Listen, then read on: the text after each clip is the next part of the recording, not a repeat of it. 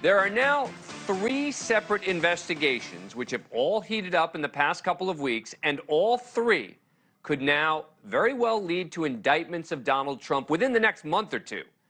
And if that happens, if they come together within a short period of time, it could be the ultimate political boost for the former president.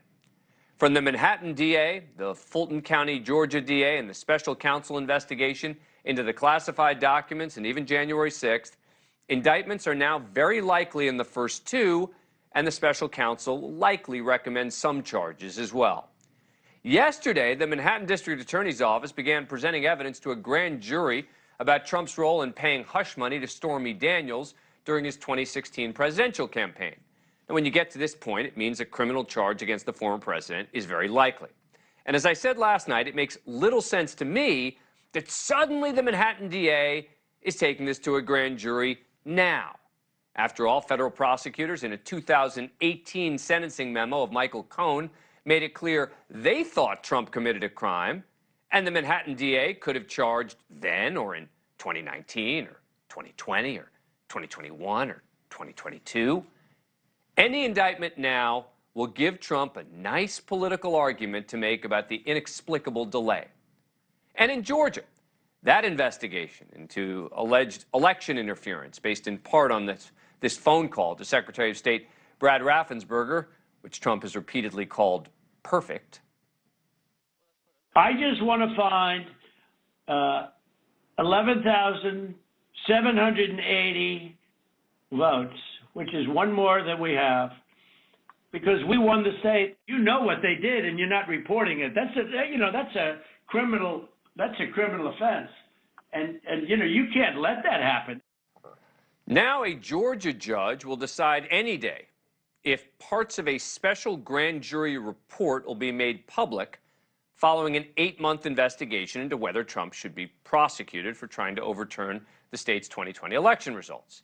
Yesterday, the Georgia prosecutor, Fani Willis, put Trump on notice that she was likely to seek criminal charges in connection with her investigation, which could explain why she's trying to block the release of the special grand jury's report, saying it could jeopardize, quote, future defendants. And then there's the special counsel investigation into the classified documents seized from Mar-a-Lago, among other things, which according to numerous reports is heating up as well, and CNN reporting that 2 people hired to search Trump's properties for the classified documents testified before a federal grand jury. Now imagine if all of this comes within a single month. Donald Trump will largely ignore the specifics and just declare that he's the victim again. And remember, an indictment is not a conviction. Both the Manhattan and Fulton County cases have huge legal hurdles. So even if there's an indictment, this could be the 2024 gift for Trump.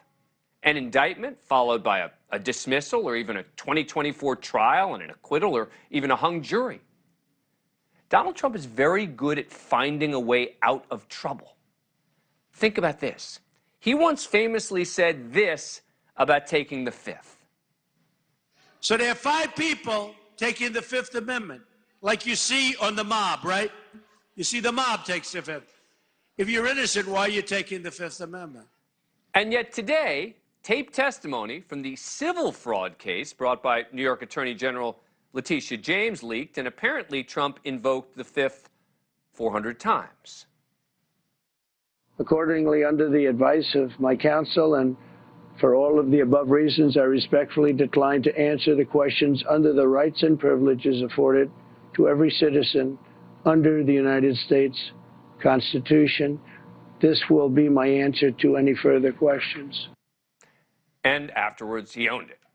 So, as left-wing pundits talk about the walls closing in on Trump, I would say it very well may be just the opposite, that opportunity may soon come knocking for Trump to raise money and gain support from independents tired of the investigations as big city liberal prosecutors go after him, and even potentially fail in those efforts. That which does not kill you makes you stronger. Joining me now is former Democratic Senate candidate in Ohio and attorney Morgan Harper. Thanks so much for coming on the show. Thanks for having me. All right, so you think I'm wrong in my analysis here, that this could be the greatest gift that Donald Trump ever received? Well, I don't think you're wrong that it is a gift for Donald Trump politically. He is very good, as you said, in making himself out to be this martyr and using that for his own gain.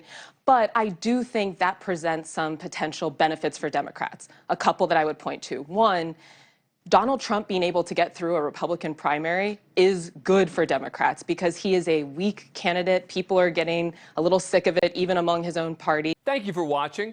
Go to newsnationnow.com to find NewsNation on your cable provider. And don't forget to click the red subscribe button below to get more of NewsNation's fact-driven, unbiased coverage.